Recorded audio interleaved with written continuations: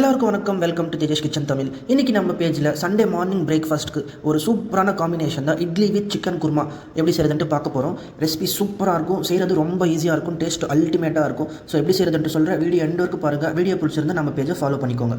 First stove on பண்ணிட்டு heat medium ஃப்ளேமில் வச்சுட்டு ப்ரெஷர் குக்கர் வச்சுக்கோங்க. அதில் 4 ஸ்பூன்ஸ் ஆயில் ஆட் பண்ணிக்கோங்க. அதுக்கப்புறமா 1 ஸ்பூன் கீ ஆட் பண்ணிட்டு கொஞ்சம் சூடானதுக்கப்புறமா 2 வெங்காயம் 2 தக்காளி கட் பண்ணி ஆட் பண்ணிக்கோங்க. அதுக்கப்புறமா 4 பச்சை மிளகா, கொஞ்சமாக கருவேப்பிலை, ஒரு 1/2 ஸ்பூன் கல்லுப்பு, 1/2 ஸ்பூன் மஞ்சள் பொடி ஆட் பண்ணிட்டு ஒரு 3-4 மினிட்ஸ் நல்லா வதக்கிக்கோங்க. அதுக்கப்புறமா 1 kg சிக்கன் நீட்டாக வாஷ் பண்ணது இதில் ஆட் பண்ணிட்டு ஒரு வாட்டி நல்லா மிக்ஸ் பண்ணி விடுங்க. அதுக்கப்புறமா ஒரு மூடி வச்சுட்டு க்ளோஸ் பண்ணிவிட்டு ஒரு 5 மினிட்ஸ் மீடியம் ஃப்ளேமில் நல்லா குக் பண்ணிக்கோங்க. 5 மினிட்ஸ்க்கு அப்புறமா மூடி ஓப்பன் பண்ணிங்கன்னா சிக்கன் இந்த மாதிரி தண்ணி விட்டுருக்கும். இப்போ நம்ம இதுக்கு முன்னாடி அரைச்சி வச்சிருந்த ஒரு ஸ்பெஷல் மசாலா பேஸ்ட் இதில் ஆட் பண்ணிக்கணும். இந்த மசாலா பேஸ்ட் ரெசிபி நான் டிஸ்கிரிப்ஷனில் கொடுக்குற சேம் ஆஸ் இட் இஸ் அப்படியே ஃபாலோ பண்ணிக்கோங்க. இப்போ இந்த மசாலா ஃபுல்லாக சிக்கன் பீஸஸ்க்கு கோட் ஆகிற மாதிரி நல்லா மிக்ஸ் பண்ணிக்கோங்க.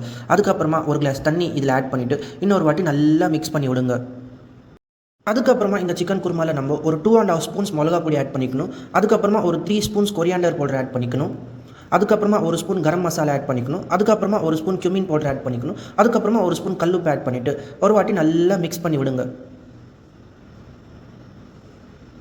இப்போ ஒரு மூடி வச்சு க்ளோஸ் பண்ணிவிட்டு 5 மினிட்ஸ் மீடியம் ஃப்ளேம்லேயே நல்லா குக் பண்ணிக்கோங்க.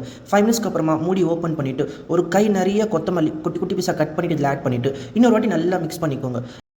அதுக்கப்புறமா ப்ரெஷர் குக்கர் வந்துட்டு மூடி வச்சுட்டு க்ளோஸ் பண்ணிவிட்டு ஹீட் மீடியம் ஃப்ளேமில் வச்சுட்டு 2 விசில் வர வரைக்கும் நல்லா குக் பண்ணிக்கோங்க. 2 விசில் வந்ததுக்கப்புறமா ஸ்டவ் ஆஃப் பண்ணிட்டு ஒரு 10 நிமிஷம் அப்படியே விட்டுடுங்க. அப்போ தான் ஸ்டீம் ஃபுல்லாக இறங்கும். இப்போ 10 நிமிஷத்துக்கு அப்புறமா மூடி ஓப்பன் பண்ணி பார்த்தீங்கன்னா சிக்கன் குருமா ஆல்மோஸ்ட் ரெடி ஆகிட்டு இருக்கும். இப்போ மறுபடியும் ஸ்டவ் ஆன் பண்ணிட்டு ஹீட் மீடியம் ஃப்ளேமில் வச்சுட்டு ஒரு 5 மினிட்ஸ் குக் பண்ணிட்டு ஸ்டவ் ஆஃப் பண்ணிட்டீங்கன்னா சூப்பரான சிக்கன் குருமா ரெடி.